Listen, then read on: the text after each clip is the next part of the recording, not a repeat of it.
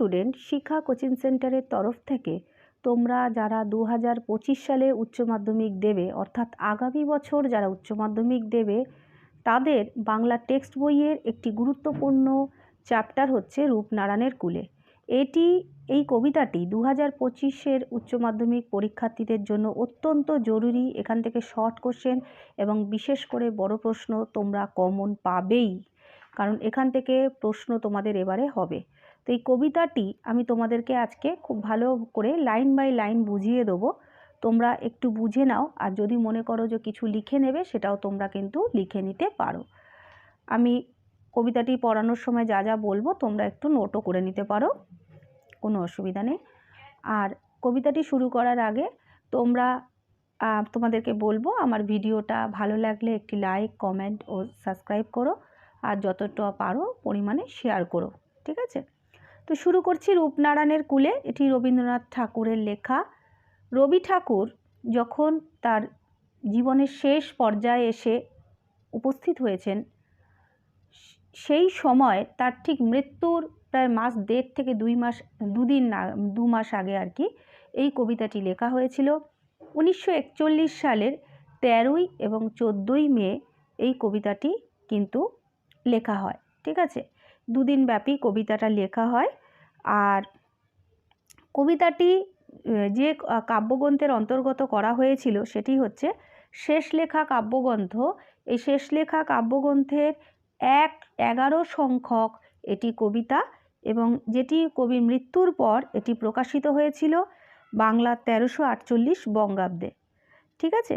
তো এই কবিতাটি বলার আগে আমি কিছু কথা তোমাদের বলে দিলাম, কারণ এটি 13 এবং 14 মে এটি রচিত হয়েছিল। আর রবি ঠাকুর মারা গিয়েছিলেন 1941 সালের 7ই আগস্ট, মানে মে, জুন, জুলাই 2 মাস পরেই ঠিক উনি মারা যান, ঠিক আছে?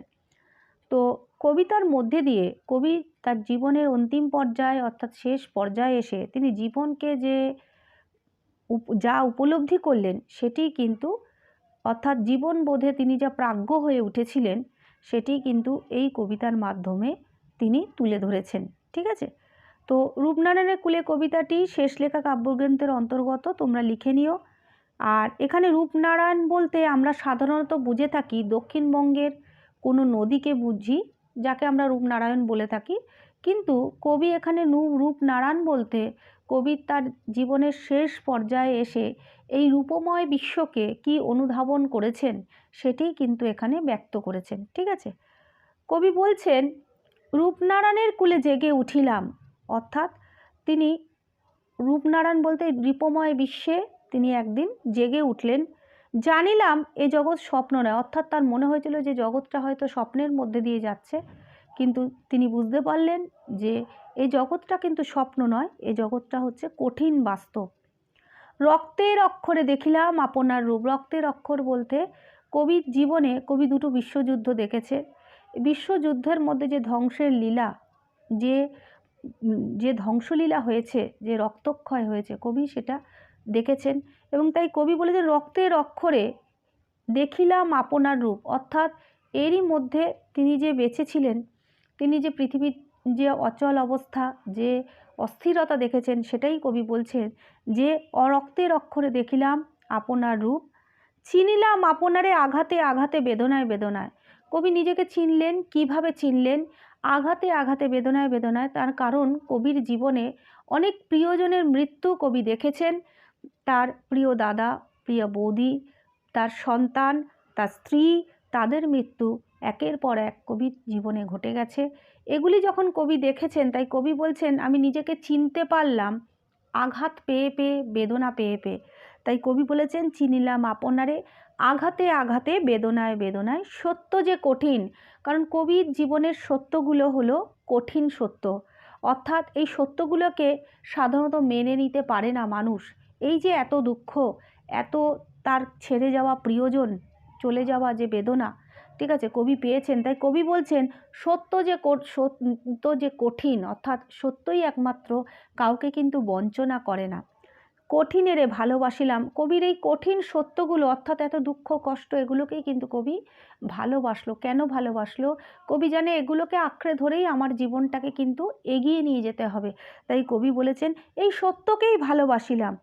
সে কখনো করে না বঞ্চনা। কে কখনো বঞ্চনা করে না? সত্য। সত্য কখনো বঞ্চনা করে না। বঞ্চনা মানে বোঝো, ঠকায় না। তাই কবি বলেছেন সত্য কঠিনেরে ভালোবাসিলাম, সে কখনো বঞ্চনা করে না, অর্থাৎ সত্য কখনো ঠকায় না। তারপরে বলেছেন দেখো, আমৃত্যুর দুঃখের তপস্যা এ জীবন। আমৃত্যু দুঃখের তপস্যা মানে প্রতিটি মানুষকেই কিন্তু প্রতিনিয়ত ব্যথা বেদনা আঘাত দুঃখ দুর্দশাকে কিন্তু বরণ করতে হয়। তাই কবি বলেছেন আমৃত্যু অর্থাৎ মৃত্যুর আগে পর্যন্ত কিন্তু আমাদের সুখ দুঃখ পাশাপাশি চলে। কারোর জীবনে দুঃখের পরিমাণটাই বেশি, কারোর জীবনে সুখটা হয়তো বেশি, এভাবেই আমাদের জীবন অতিবাহিত করতে হয়। তাই কবি বলেছেন যে আমৃত্যু দুঃখের তপস্যা অর্থাৎ এইগুলোকে বরণ করে নেওয়াই হচ্ছে আমাদের কর্তব্য। ঠিক আছে, বরণ করে নেওয়াটাই আমাদের করতে হয় আর কি। তো আমৃত্যু দুঃখের তপস্যা এ জীবন, সত্যের দারুণ মূল্য লাভ করিবারে, সত্যের দারুণ মূল্য লাভ করিবারে মৃত্যুতে সকল দেনা শোধ করে দিতে। অর্থাৎ সত্যের দারুণ মূল্য লাভ করিবার বলতে এই যে সত্যগুলো, কবির জীবনের সত্যগুলো যে কঠিন সত্য, এই কঠিন সত্যগুলোকে স্বীকার করে নেওয়ার যে মনোবল, সেটাকেই কবি বলেছেন যে সত্যের দারুণ মূল্য লাভ করিবারে মৃত্যুতে সকল দেনা শোধ করে দিতে। অর্থাৎ আমাদের জীবন যেমন আছে, মৃত্যুটাকেও আমরা কিন্তু সুন্দরভাবে গ্রহণ করব, সাদরে গ্রহণ করব। তার কারণ সৃষ্টিকর্তা যে আমাদের পাঠিয়েছেন, যে আমাদের সৃষ্টি করেছেন, সে সৃষ্টিকর্তার ঋণ আমরা যে এত সুন্দর জীবনটাকে বা এই জীবনটাকে আমরা পেলাম, সেটি আমরা আমাদের মৃত্যুর মধ্যে দিয়ে তার সেই দেনাটাকে, সে যে আমাদের পাঠিয়েছে তার কাছে তো আমরা ঋণী, সেই দেনাটাকে শোধ করে দিয়ে যাতে আমরা চলে যেতে পারি মৃত্যুর মধ্যে দিয়ে। তাই কবি বলেছেন মৃত্যুতে সকল দেনা শোধ করে দিতে। অর্থাৎ কি,